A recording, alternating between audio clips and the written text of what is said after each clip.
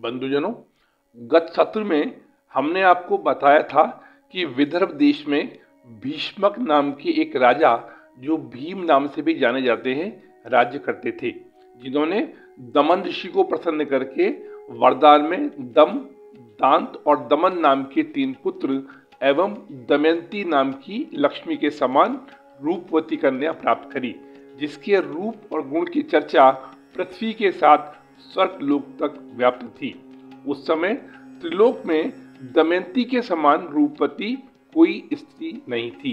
वही निषाद देश, जो निषद देश के नाम से भी जाना जाता है, में महाराज वीरसेन के पुत्र नल राज्य करते थे, जो सुंदर, परमवीर, शस्त्र विद्या तथा अश्व संचालन में निपुण होने के साथ ही चौसर खेल में रुचि रखते थे। स्वयंवर सभा में दमयंती ने राजा नल के कंठ में जयमाला डाल दृढ़ निष्ठा तथा पतिव्रत धर्म का अनुसरण करते हुए पति रूप में नल का वरण किया। विवाह उपरांत दोनों बड़े हर्ष और उमंग के साथ समय बिताने लगे। तो आइए सर्वशक्तिमान परमपिता परमात्मा की कृपा और अनुग्रह से विश्व की प्रथम प्रेम कथा नल दमयंती की विरह और प्रेम परीक्षा की सुंदर व्याख्या का श्री गणेश करते हैं। हमारी आपसे करबद्ध निवेदन है, कृपा कर वीडियो को अंत तक श्रवण कर लाइक, सब्सक्राइब तथा शेयर कर अनुग्रहित करें। ओम गणेशाय नमः।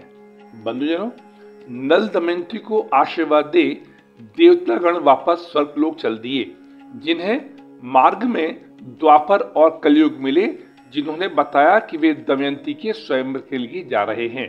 प्रत्युत्तर में इंद्र ने हंसते हुए कहा कि स्वयंवर तो संपन्न हो गया तथा दमयंती ने नल का वरण कर लिया। यह सुनकर जहां द्वापर खामोश रहे, वहीं कली ने क्रोध में आकर नल से प्रतिशोध देने की प्रतिज्ञा कर ली। कली नल के राज्य में निवास कर नल का अहित करने की प्रतीक्षा करने लगा। नल और दमयंती की 2 संतानें हुई, पुत्री इंद्रसेना और पुत्र इंद्रसेन, जिनमें से इंद्रसेना का विवाह पांचाल नरेश मुग्दल के साथ संपन्न हुआ। नल का अहित करने के अवसर की प्रतीक्षा में कली 12 वर्षों तक उनके राज्य में निवास करते रहे, किंतु उसे सर्वगुण संपन्न, सदाचारी, प्रजापालक और प्रतापी राजा नल, जिनकी कीर्ति की गाथा हर दिशा में गाई जाती थी, पर अपना प्रतिकूल प्रभाव डाल सकने हेतु कोई दोष नहीं मिल सका।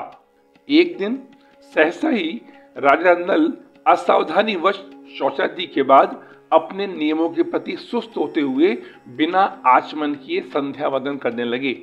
अतः कली को उचित अवसर मिल जाने की वजह से वह नल के मस्तक पर सवार हो गया। फलस्वरूप उनकी बुद्धि मंद हो गई तथा उनके द्वारा लिए जाने वाले निर्णय प्रभावित होने लगे। साथ ही कली नल के भाई पुष्कर, जो राजा नल से द्वेष रखता था, के पास गया और उससे नल के साथ चौसर खेलने का आग्रह करवाया कि वह पुष्कर के साथ चौसर खेल उसका सब जीत ले। इस प्रकार चौसर का खेल प्रारंभ हुआ, जिसमें कली के प्रभाव स्वरूप नल सारी बाजी हारते चले गए और अपना राजपाट, साम्राज्य आदि दांव पर लगा पराजित हुए। अंत में उनके पास अपनी पत्नी दमयंती के अलावा कुछ भी शेष नहीं बचा। नल अपनी पत्नी दमयंती को भी दांव पर लगाने वाले थे, किंतु अच्छे विचारों और संस्कारों ने उन्हें ऐसा करने से रोक दिया। लेकिन तब तक वह अपना सर्वस्व खो चुके थे। उन्हें याद आ गया कि यह उनकी धर्मपत्नी दमयंती है, जिसको विवाह में आशीर्वाद देने के लिए इंद्र आदि देवताओं को भी आना पड़ा था। जैसे ही नल चौसर में पराजित हुए, राजा पुष्कर ने अपनी द्वेषता को जाहिर करना प्रारंभ किया। राजा पुष्कर ने अपने नगर में घोषणा कर दी कि जो कोई नल दमयंती की किसी भी प्रकार मदद करेगा, उसे फांसी की सजा दे दी जाएगी। इसलिए चाहकर भी प्रजा ने नल दमयंती की कोई मदद नहीं करी। यह सब देख दमयंती ने अपने दोनों बच्चों को अपने मायके भेज दिया। अंततः एक गलत निर्णय और चौसर में सब कुछ हारने तथा अपने ही नगर में 3 दिनों तक भूखे प्यासे भटकने के बाद मात्र एक वस्त्र एवं दयनीय दीन अवस्था में नल दमयंती राजपाट छोड़कर जंगल की ओर चल पड़े। बंधुजनों, अपने राज्य से बेदखल होने के बाद भूख प्यास से तड़पते नल दमयंती जंगल में भटक रहे थे, तभी सोने के रंग वाले दो पक्षियों को दाना चुगते हुए देखकर नल ने सोचा कि इन्हें पकड़कर यदि बेचा जाए तो कुछ धन मिल जाएगा। अतः नल ने पक्षियों को पकड़ने के हेतु से अपना एकमात्र वस्त्र उन पर फेंका, किंतु देवयोग से वह पक्षी उस वस्त्र को लेकर उड़ गए। यह देखकर नग्न नल ने अपनी पत्नी के सामने लज्जा से सर झुका लिया। अपने पति की ऐसी दशा देखकर दमयंती बहुत दुखी हुई और नल को सांत्वना दी।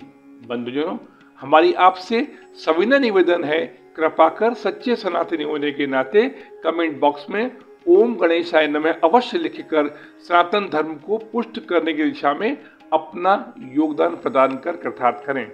एक रात्रि जब दमयंती घोर निद्रा में थी, तब नल ने स्वयं को धिक्कारा कि मेरे ही कारण मेरी पत्नी की यह दशा हुई है। अतः यदि मैं इसका त्याग कर अन्यत्र चला जाऊं तो दमयंती किसी प्रकार अपने पिता के पास पहुंच जाएगी, अन्यथा मेरे साथ रहने पर तो इसे दारुण दुख ही मिलेगा।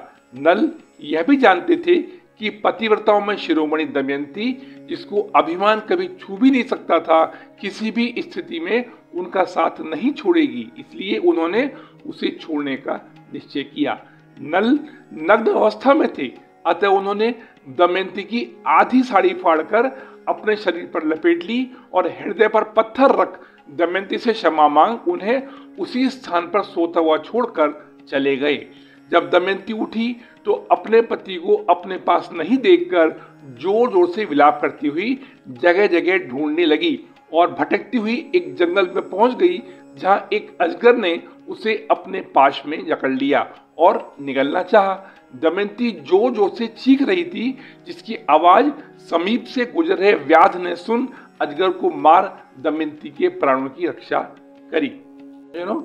स्वभाव से दुष्ट व्याध ने दमयंती के प्राणों की रक्षा तो करी, किंतु दमयंती का सौंदर्य देखकर वह उस पर मुग्ध हो गया।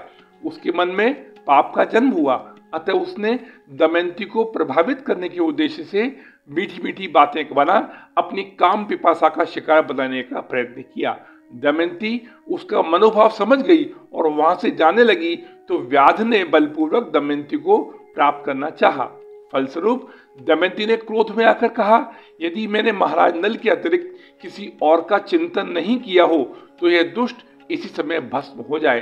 पतिव्रत धर्मा दमयंती के ऐसा कहते ही वह व्याध भस्म हो गया। इस प्रकार जब दमयंती नल को ढूंढते हुए भटकती फिर रही थी, तब उसका साहस बढ़ाने के लिए ऋषि के वेश में देवता आए और उसे नल को पुनः प्राप्त करने का आशीर्वाद दिया, जिसने दमयंती का मनोबल बढ़ा सहारा दिया। भूख प्यास से व्याकुल दमयंती देवयोग से भटकती हुई चेदी राज में चेदी नरेश सुबाहु के पास पहुंची, जिसकी दशा देखकर राजा सुबाहु ने उसे अपनी पत्नी से मिलवाया, जिसने समस्त वृत्तांत सुनकर उसे चेदी राज्य में रहने को कहा। तत्पश्चात दमयंती ने निम्न 3 शर्तें रखी, जिनको चेदी राज्य की महारानी ने स्वीकार कर लिया और दमयंती उनके राज्य में रहने लगी। वह किसी का जूठा नहीं खाएगी, वह किसी के पैर नहीं धोएगी और पर पुरुष से बात नहीं करेगी। बंधुजनों, इस सत्र में हमने विश्व की प्रथम प्रेम कथा नल दमयंती की विरह और प्रेम परीक्षा की सुंदर व्याख्या करने में हर संभव प्रयास किए हैं। अतः आगामी सत्र में नल के साथ घटी घटना के संबंध में चर्चा हेतु मिलने की जिज्ञासा के साथ हम देवों के देव महादेव शिव और माता पार्वती पुत्र प्रथम पूज्य रिद्धि सिद्धिपति भगवान गणेश, जिनका नाम किसी भी शुभ कार्य करने से पहले लिया जाता है, के श्री चरणों में सादर नमन के साथ अपनी वाणी को विराम देने के लिए क्षमा प्रार्थी हैं। अतः आगामी सत्र में मिलने की जिज्ञासा के साथ ओम गणेशाय नमः। धन्यवाद।